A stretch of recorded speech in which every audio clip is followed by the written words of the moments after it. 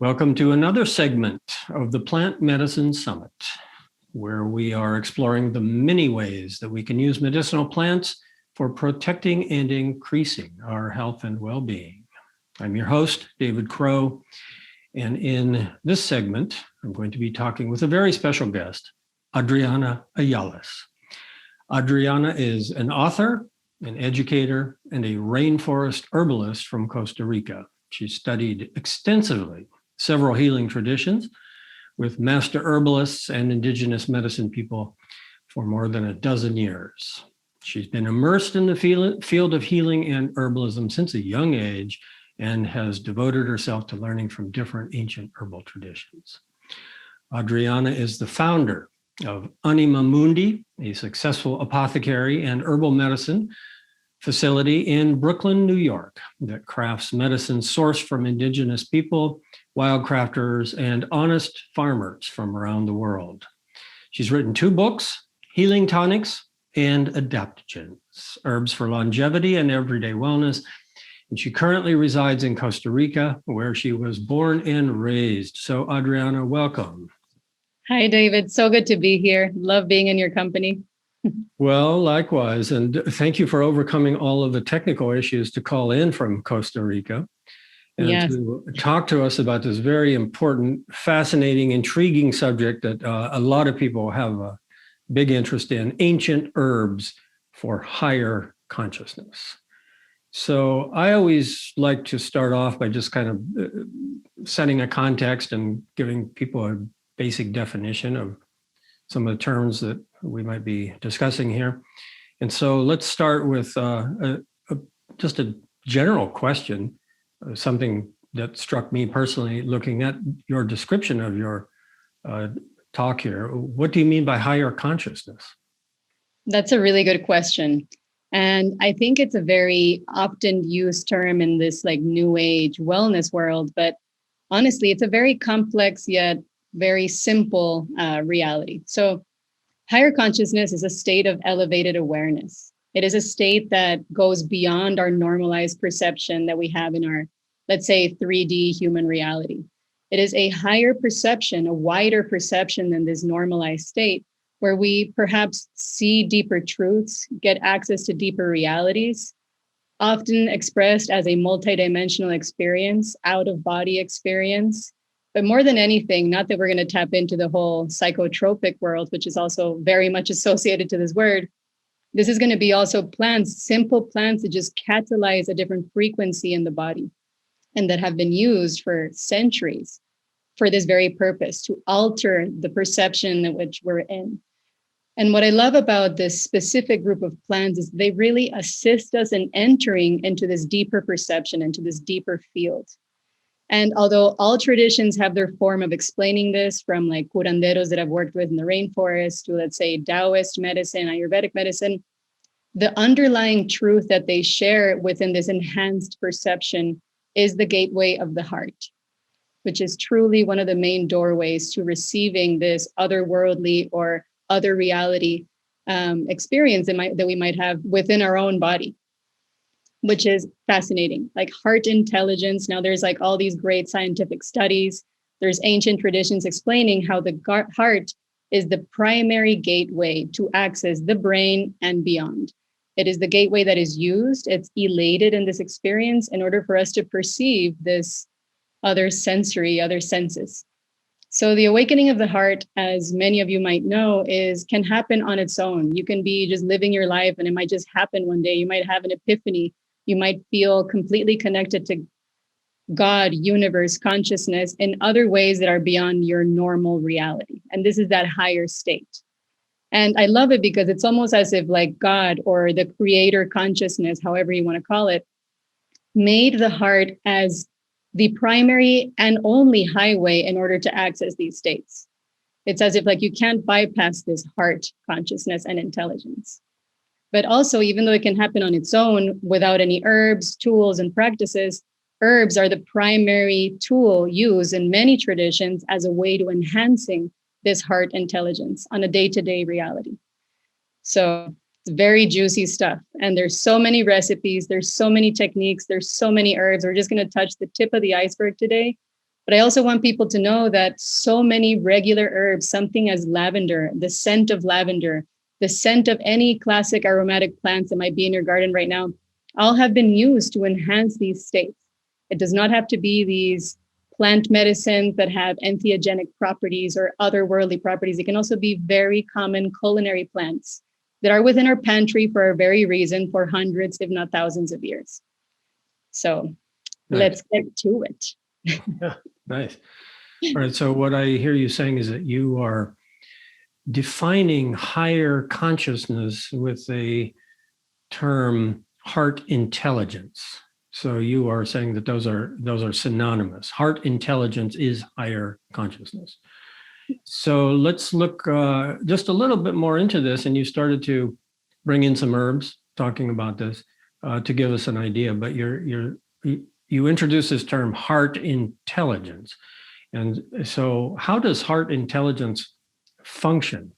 How do we actually use it, or how is it operating in our everyday life, and how does it become dysfunctional and therefore give us an opportunity to use plants for it? I think the more we understand these terms, the more clear it's going to become that these really are not so esoteric after all. I mean, really what we're talking about is our everyday life. I mean, you ended with the example of lavender oil. Okay, well, lavender oil is not psychedelic, but it has some effect on the intelligence of the heart that is practical and therapeutic. So how about we pick up on that term heart intelligence as a way of connecting to the plants? Yes. So the heart is the pulsator of life, right? It has the mysterious operational system that it pulsates us through its movement, right? It just constantly in a rhythm pulsating us with life. What's fascinating is that now, which yogis have known for thousands of years, but now science is proving that the biomechanical field, the electromagnetic field of the heart is bigger and wider than that of the brain. And we've been so much programmed, or I have in a way grown up in this westernized concept that the brain is like the almighty factor of force within our body, which is obviously a key player. But the heart has such an extensive electromagnetic field that when it's on and open, meaning in this higher state, it allows us to entrance ourselves into this higher information, realm of higher information, higher intelligence, higher knowing, deeper truths. When this field, when it has been seen in certain devices or machines that seen this, you can see that it overlaps almost like double side of the body both ways, so it becomes like this huge, ovalized, beautiful field. So the electromagnetic field of the heart is significantly wider than that of the brain when they're both in that open state. Yet they're not exclusive, they work together. So a lot of these tonics, for example, Shen tonics in Chinese medicine are very much the heart-mind medicines that assist us in our spiritual practice because they very much open that central gateway, the heart. In practices in Mesoamerica and curanderismo, they have different words for all these different plants that assist us in opening the heart-mind, but they're essentially speaking of the same process. And it can get very mythological, which is what I was speaking with you, David, a little bit, but the language that they perceive, many of these traditions have such heavily encoded myth, but I think it's the Western mind that seizes it as myth because it is so much more than just these beautiful, exotic ideas of the plant bathing us with this golden light and all these very picturesque, beautiful, romantic descriptions of plants is very much the language of plants, according to many healers across time. When healers are within this heart space and they engage with plants in this deep level, they all basically come out with this interesting, profoundly romantic language that they receive within that plant's connection. So is it myth or is it actually the language of plants, the language of the subconscious mind? The subconscious mind opens up completely, this higher consciousness opens completely when the heart is open. So I think it's basically the same language, but it is up to interpretation. So when we hear all these anecdotes of like these very supernatural ideas on what the plant does, they're not literal. They are the subconscious language of the plant in connection to the human experience through this deeper connection called heart awakening, heart intelligence.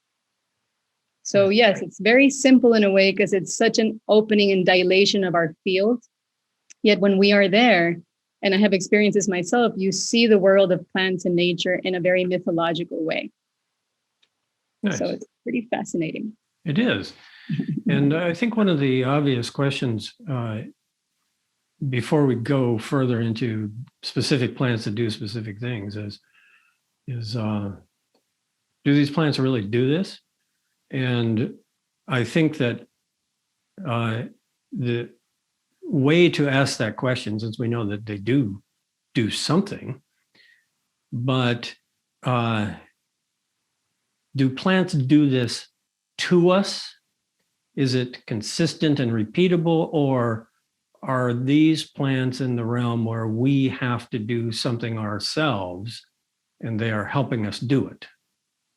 Because obviously, if the category of adaptogens and some of the tonics that have been used for these states of higher consciousness, if they produced really profound elevation of consciousness and increase of this intelligence of the heart and alignment of heart and mind and brain and all of this, then people would be having these experiences like as soon as they took one of the capsules out of a bottle out of the health food store. And I don't think that this is a widespread experience. I think that what you're talking about, the kind of experiences that you're talking about, the activation of the subconscious mind, the experiences described in mythological terms, I think that most likely the majority of people who experience that dimension of that power that those plants can give us are not using plants in an allopathic kind of way, that they're using plants in conjunction with spiritual practice. So what is your view and experience on this? Is this something that these plants just do to us?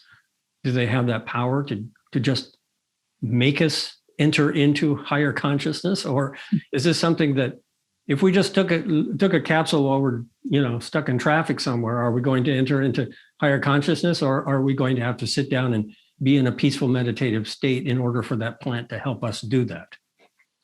Well, I do think certainly these plants provoke powerful chemical reactions in our body, no matter if they're culinary, aromatic, adaptogens, whatever choice of plants, which they all have this power, I believe, can really alter us through the chemical process. So it's a biochemical process. So for example, a lot of these adaptogens provoke a lot of neurotransmitter movement. Neurotransmitters dictate everything with how we perceive life, or so science explains it, right? So let's say dopamine, serotonin, norepinephrine, etc. All of these different neurochemicals metabolized within the center of our brain and in our gut literally dictate how we perceive reality. So an adaptogen, let's say Reishi, which is a secondary adaptogen technically, but Reishi has been known for thousands of years to alter the frequency of our electromagnetic field.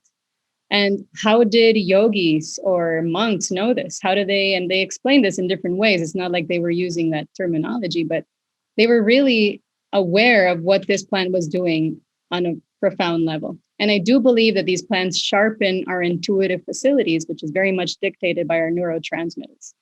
So for example, if we produce serotonin in specific ways, in specific states, outside of our normalized perception, I do believe we can become more intuitive. It becomes more of this like profoundly ecstatic, happy, fulfilled life. So perhaps you drink just a little bit of one of these plants that boost serotonin, and you just naturally feel good, but you probably the day after said, oh, I didn't really feel much. I just had a really good day, but no big deal. That's a sharpening of your internal faculties. The more you do it, the more you get in tune to listening to this subtle, deeply subconscious language, the more you can really see what this reality is about. But if you're not paying attention to the details or the subtleties, it can very much go like nothing's really going on, especially for the non-psychotropics. For the psychotropics, of course, you can have profound experiences that there is no doubt that a non-local consciousness has just touched your divine vehicle as a human. But I think it's all about really listening. And that's why I think all plants have that capacity. Like DMT, the spirit molecule. Dimethyltryptamine is one of the most powerful hallucinogenic compounds found in nature and in our own body. And things like ayahuasca have a huge amount of it. And smaller plants, let's say, or not as intense plants, like passion flower as well, they also have it.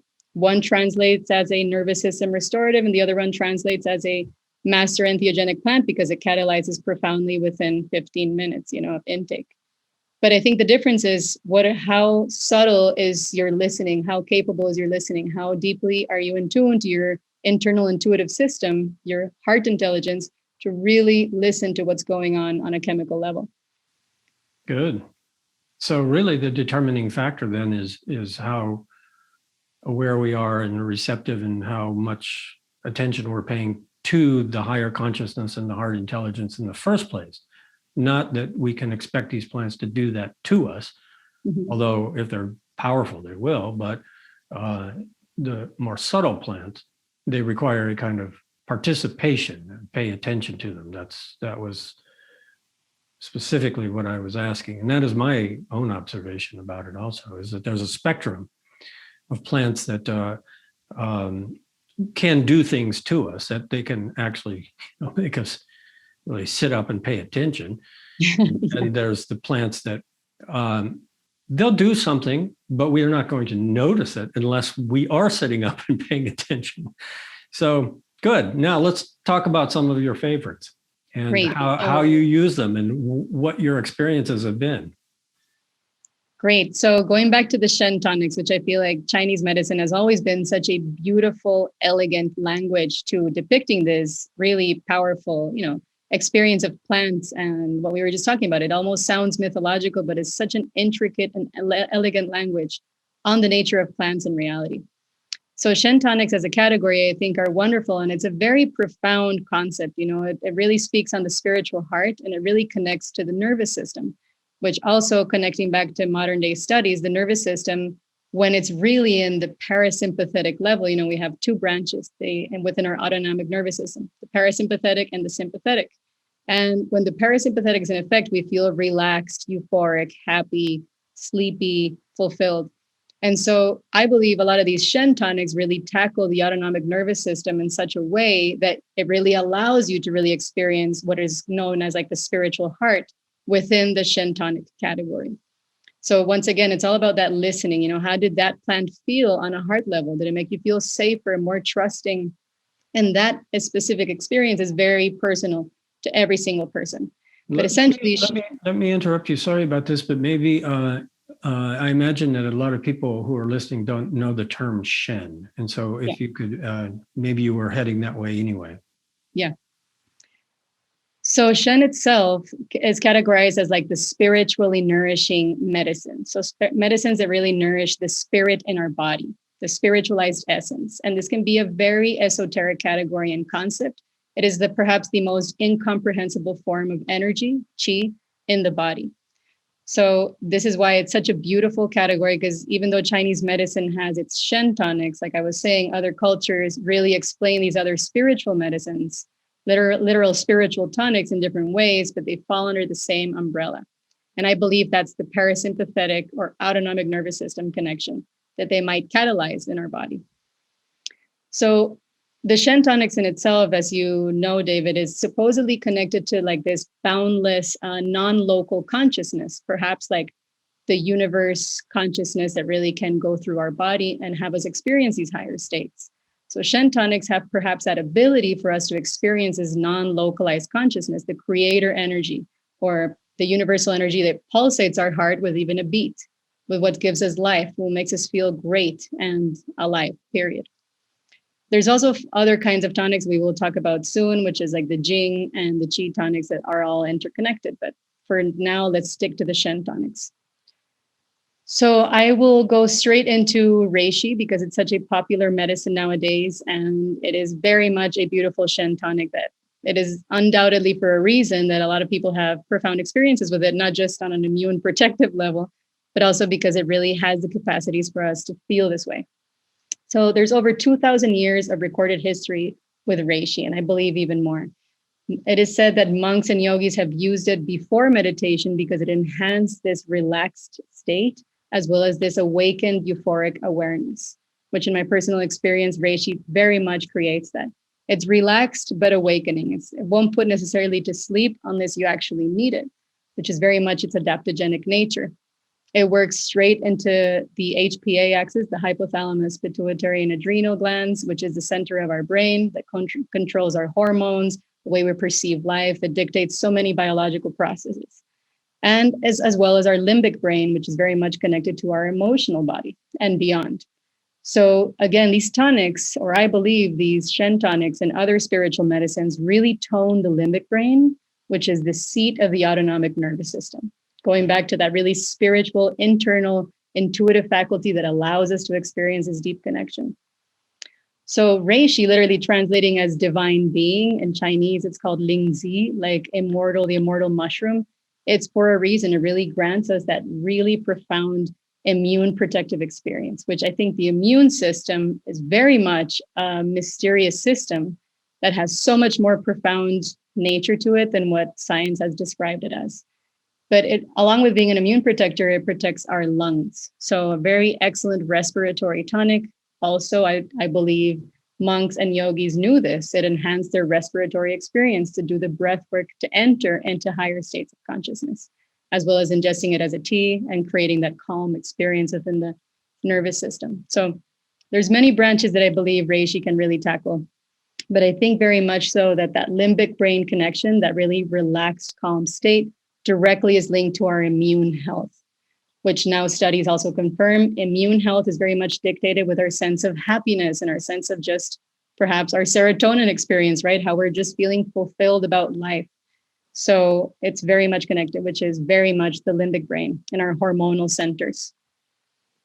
I love using Reishi specifically for kind of just a balancing medicine. I use it in the evening and I use it in the morning. It's very easy to add. I recommend it as a decoction. So you have to boil the mushrooms if you have them raw to break the cell wall down, or if you have an extract powder or a tincture. There's ways to just use it a little simpler by just adding into your tea, not doing the decoction, or ingesting it as a straight tincture, which is already cell wall extracted. It's very important. So which naturally, if you found a reishi in the woods, the last thing you want to do is chew straight into it. You won't be able to metabolize it. So it really has to undergo this alchemical process for you to really be able to digest it and experience its wonderful effects. I'm just curious about one thing. I know that a lot of people really like this background information about how monks and yogis use these different herbs, and reishi is definitely a clear example of that. It has its place in all of the spiritual cultivation practices, but I just wanted to open it up a little more broadly here and mention that this particular fungus, of which there are actually many dozens and dozens of varieties, has been used historically by everybody. Okay. It's not something, looking at it from the perspective of medical history, I look at reishi as something that was ingested all the way from common people, all the way up to, emperors and empresses. And it was used in a particular way with qigong, okay, practices and meditation and so forth. But I just wanted to also mention that it has also had centuries and centuries of the same type of use medically as what we have now. So it's a spiritual herb, but it's also medicinal. And I think it's helpful to understand that even though it has this connotation with these kind of spiritual practices, that it's far more than that. Actually, it's really inclusive of all levels of society, all kinds of people. Doctors have been prescribing, herbalists have been prescribing this, common people have been taking it, and so forth. So I just wanted to interject that, just to, Beautiful.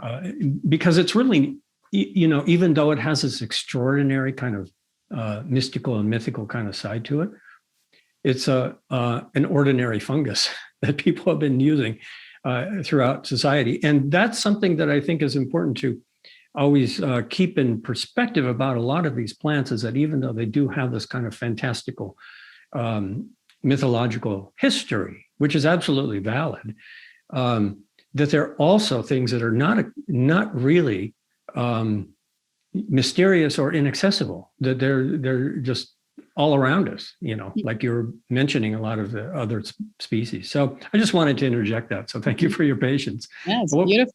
What's next? And also another amazing note, I think, is that Shaolin monks have always used it before their training, before their like profound fighting training. I don't want to call it fight, but their incredible abilities, supernatural abilities. And supposedly they really say it's due to the Reishi's supernatural powers that is given to them before meditation and actual physical practice. So just a little side note over there. Very exciting. Right. Yes, I've heard these kind of things, and I know that the context of how we take the herbs really does influence the way they work. And that's why I use that example of like people just taking things while they're on their way to work, stuck in traffic.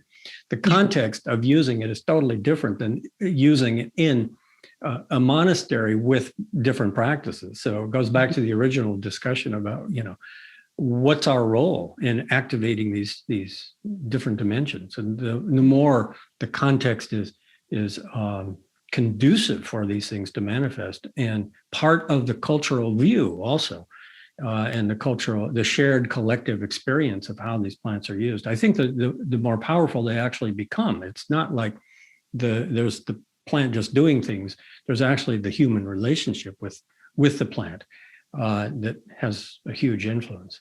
Okay, so tell us more. What's another one of your favorites? So another beautiful plant that I love growing in my garden, and it has profound history in Ayurveda and also traditional Chinese medicine, is Gotu kola, Centella asiatica, which is very much connected to Brahmi, which is Bacopa monieri, an adaptogen. They're very similar in what they do, but they are different plants. So if I use the word Brahmi for this one, it's not necessarily Brahmi as in Bacopa, just to create the distinction. They're both excellent, mental brain medicines. But Gotu kola, which I love about it, is that it's extremely abundant. You can grow it anywhere where it's kind of wet. It thrives. It's easy. It's abundant in most locations. And you can have it straight raw. Like what I like to do is even make it into like a juice and drink like an ounce of its juice just to have like a electrifying effect in my brain, which is what it does in my personal experience. So there is this ancient Taoist herbalist, supposedly, I forget how many thousands of years ago, but there is this text. His name was Li Qing Yuan, which is one of the more, I guess, who made Gotu kola very popular.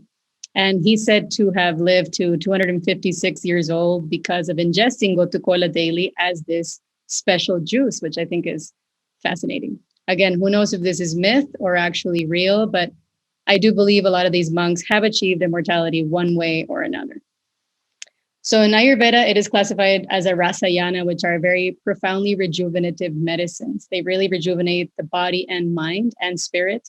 And they really create this powerful youthfulness too when you drink it. So this youthfulness is very much tied to this experience as well, because when we are in that heart intelligence, like we spoke, you feel this natural youthfulness nature to that experience. You naturally feel like you're a happy child, or your inner child is in full explosion in love and feeling just great and wholesome. So a lot of the rasayanas actually give me that sensory experience. It makes you just feel very vibrant and alive, which is connected more to the Jing tonics in Chinese medicine as well, that like deep vitality that we experience from some medicines.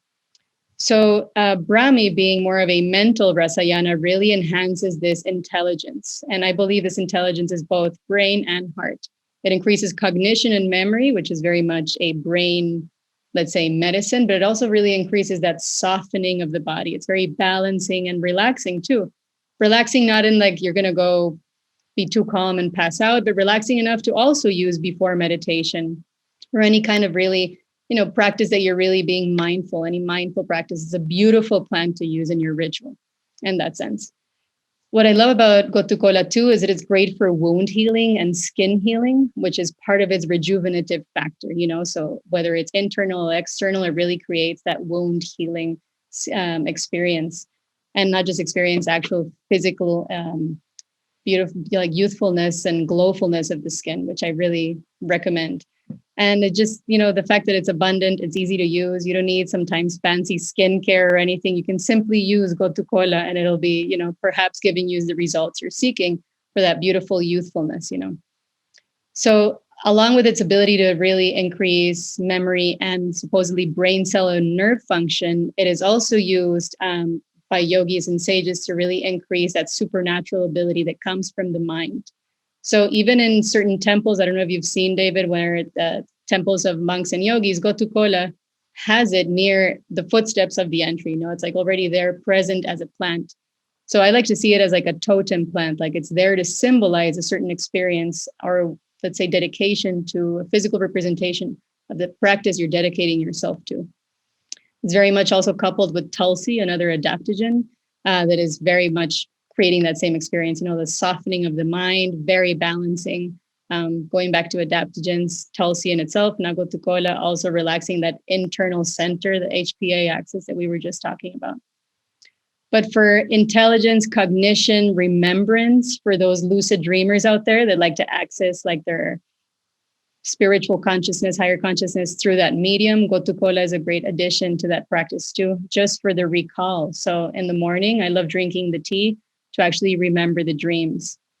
This Chinese medicine doctor I worked with several years ago, what he recommended is to steep the Gotu kola overnight and leave it in your thermos. So you drink it first thing in the morning, right next to your bed, for that deep rejuvenation, and also to have the recall of perhaps a very powerful lucid dreaming or just dreaming experience. So I do feel it as like that, like sharpening of intuition, sharpening of the mind, and really that like clarity that it comes with it is beautiful to have in that sense for that practice. So nice. Wonderful. Yeah. Great. Keep on going. Tell us more. So another one within also like the nootropics category, which is like the brain smart medicines, smart drugs category, which Gotu kola falls under, is Mukuna, which I love and is very much a native to where I live and I'm from. So Central American indigenous people have used Mukuna as an actual food. It grows here in like the rainforest canopy. It's invasive. It's extremely resilient. It's considered even a pest here in the rainforest, but it was used as actual beans. Like it was eaten with rice and beans because it's a legume and it's extremely, potent. It's high in protein, carbohydrates, special oils, the whole thing. And it's a complete medicine and food, but it is extremely rejuvenative. So here, a lot of indigenous people would make these decoctions. They would boil it down for a long time and they would get this like deep, dark liquid like coffee, and they would drink it as the morning coffee other than food. And they would traverse mountain ranges, long hikes, especially nomadic indigenous people would use it to go, far, long distances and just drink Mukuna all day long as they fasted with it, which they described as an altering experience. Like they describe as this, like they're outside of their body. They don't feel the pain. They don't feel like the needs and demands of having to sit down and eat and feel exhausted. They just feel electrified, awakened, and ready to just do a mission. So this one is extremely stimulating. It's not much like a Shen tonic, which is a lot more relaxing and softening. This is more of like a yang experience. You're really stimulated and awake and sharpened. So it's a lot more of a fiery tonic.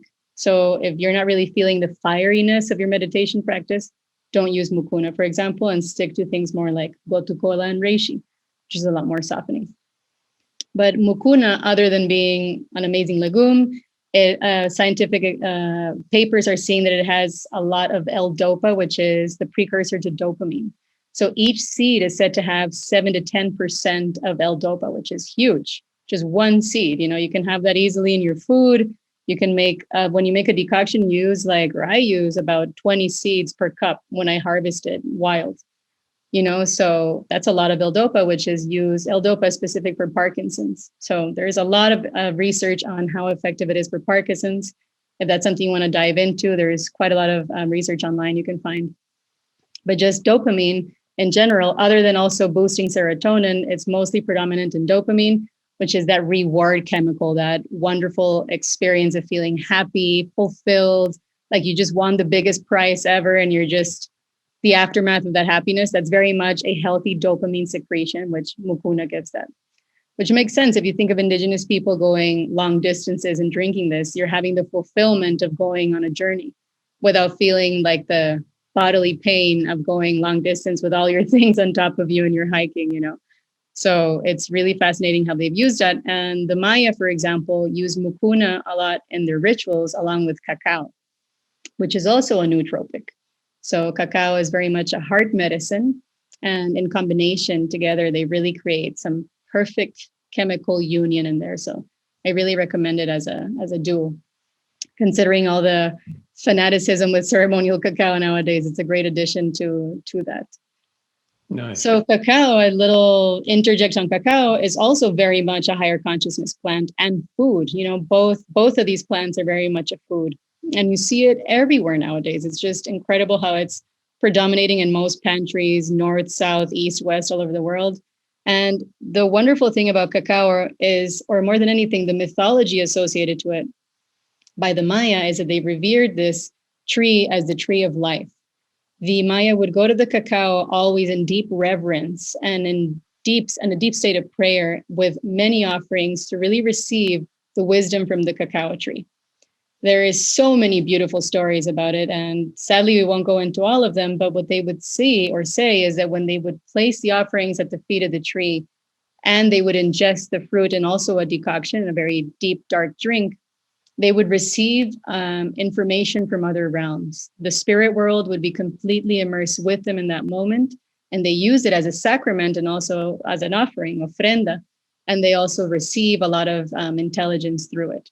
They also contacted their dead ancestors or newly passed dead family members. They would use the cacao to communicate with the spirit world, which is wonderful to think.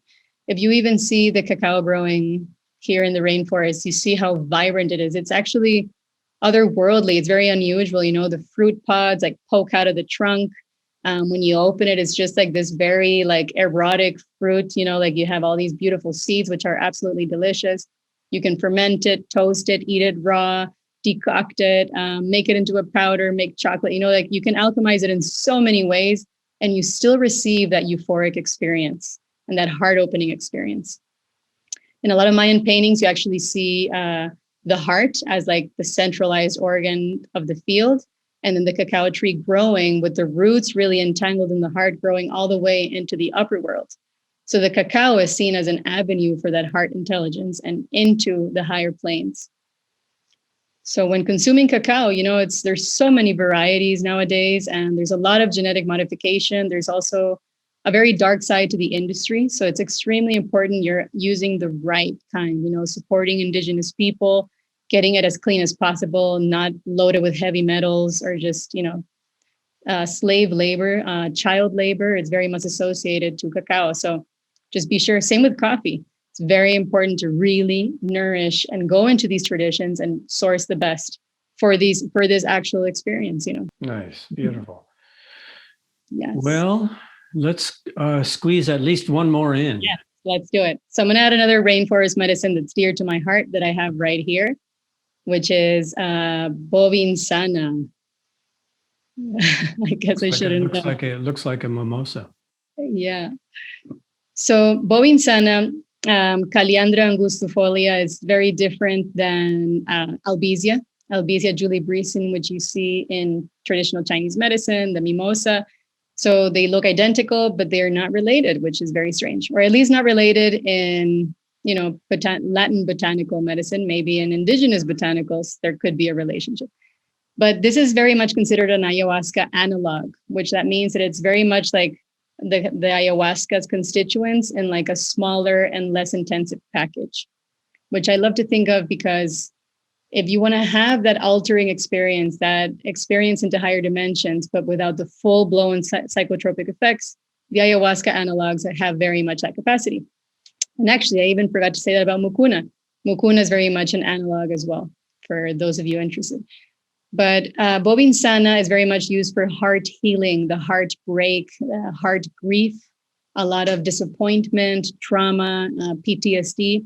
Indigenous peoples prescribed it to restore heart function. And they even say to like reaccommodate, realign the heart. Through trauma, their belief in curanderismo is that the heart starts tilting in some direction, and it goes out of alignment to the body, inhibiting that experience of higher consciousness. So Bobinsana is very much known as that heart healer, like resettling it back into alignment to assist this super highway to this other reality or multidimensional reality, which is ourself. So it's a beautiful medicine. Scientific research is now saying that it's excellent for rheumatoid arthritis, arthritic pain in the joints, any kind of hardening of the body. It's very much used like that, like a very mild musculoskeletal nervine, but it's very mild. So in medicine, it's actually used by that. There's a pharmaceutical now being assimilated from this plant. I'm forgetting the name right now, but it's wonderful in that sense. And it's just a bark, leaf, and flower decoction. The Shipibo Conibo, the indigenous people of the Peruvian Amazon, use very much the roots for the rheumatoid arthritis or arthritic pain. And they also use it in ceremony in order to, go into these deep dieting with the plant. Or when you sit with the plant in meditation, they very much use the roots. So it really depends on what tradition you zoom in on. But the whole tree is used, and it's very much revered in all over South and Central America. And it's just beautiful. The albizia, which is also a Shen tonic, the one that looks like it, but it's not it. It's just, I feel like it just creates that heart-centered beauty as well. So they're both very much related in that way. They really access the heart, soften the nerves, and open you to these other realities. So the relationship between albizia and bobinsana is that they're very much are used for anxiety, depression, like spiritual crisis, a lack of accessing happiness or purpose, dharma, a feeling of needing like this spiritual connection. And both of these trees, although not related, they very much grant that experience. So whichever is native to your area, I really recommend accessing this medicine for this heart healing that we all need on some level. It's just this enhancing of the heart experience that both of these trees really provide. So I greatly recommend them for this. Beautiful. Thank you. Well, I'd like to know, what did you take before you did this presentation for us? I want some of it. I actually took Blue Lotus, which we didn't even have a chance to talk about. But I have Blue Lotus and Bobinsana right here next to me. And I love sipping on this tea to feel relaxed and loving up these digital worlds. It's really a wonderful blend. What would you say in 1 minute or less is the effect of Blue Lotus? Oh, I love it because it always surprises me. One day it makes me euphoric and a little awakened and mildly energized. And other days it just puts me to sleep like a little baby.